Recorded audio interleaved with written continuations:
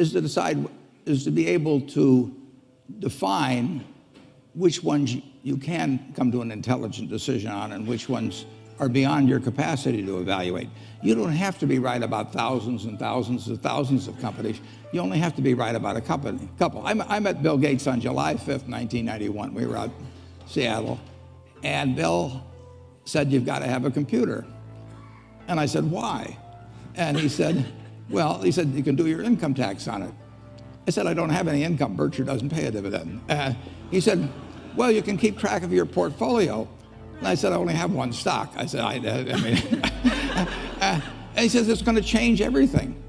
And I said, "Well, will it change whether people chew gum?" And he said, "Well, probably not."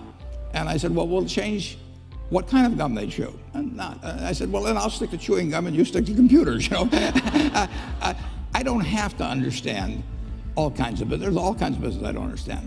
But there's thousands of opportunities there. I did understand the Bank of America, and I'll be able. I'm able to do that. I'm able to understand some given percentage. But Ted Williams wrote a book called The Science of Hitting, and in The Science of Hitting, he's got a diagram, shows him at the plate, and he's got the strike zone divided into 77 squares, each the size of a baseball. And he says, if I only swing at pitches in my sweet zone, which he shows there, and he has what his batting average would be, which is 400. If he had to swing at low outside pitches, but still in the strike zone, his average would be 230. He said the most important thing in hitting is waiting for the right pitch.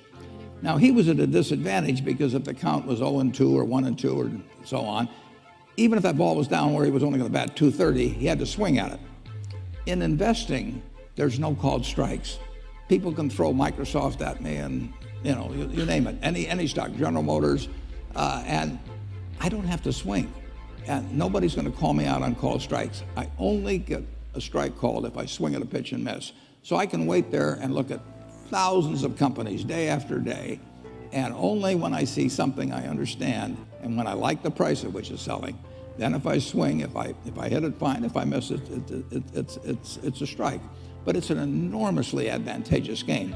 And it's a terrible mistake to think you have to have an opinion on everything. You only have to have an opinion on a few things. In fact, I've told students, if when they got out of school, they got a punch card with 20 punches on it, and that's all the investment decisions they got to make in their entire life, they would get very rich because they would think very hard about each one.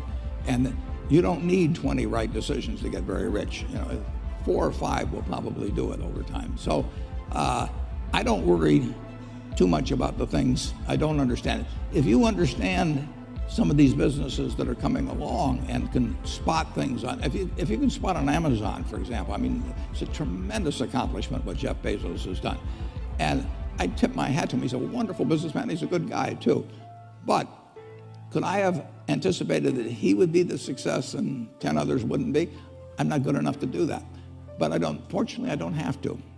I don't have to form an opinion on Amazon. And I did form an opinion on the Bank of America, and I formed an opinion on Coca-Cola. Coca-Cola's been around since 1886. There's 1.8 billion 8-ounce servings of Coca-Cola products sold every day.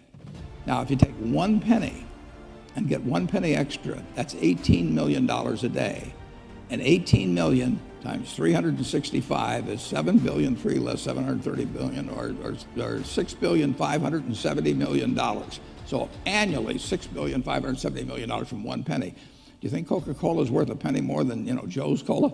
I think so. So, and I've got about 127 years of history that would indicate it. So those are the kind of decisions I like to make. And you may have an entirely different field of expertise than I would have, and probably much more up to date in terms of the kind of businesses that we're seeing evolve. And you can get very rich if you just understand a few of them and understand their future.